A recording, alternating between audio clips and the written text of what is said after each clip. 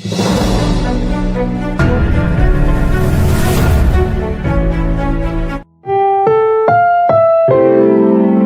programang ito ay rated SPG, striktong patnubay at gabay ng magulang ang kailangan. Maaaring may masiselang tema, lengguwahe, karahasan, sexual, horror o droga na hindi angkop sa Welcome back mga ka-episode plus at narito mga dapat nating abangan dito nga lang sa abot kamay na pangarap kung saan ito nga si Moira ay pumunta nga si Apex na may dalang pagkain para nga sa kanyang anak na si Zoe.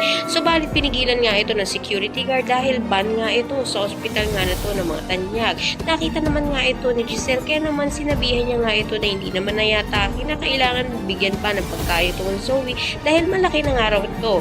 Subalit ayon nga dito nga kay Moira ay kahit na malaki na ang kanyang anak ay baby niya pa rin nga daw ito at dinadalan pa rin niya ito ng pagkain.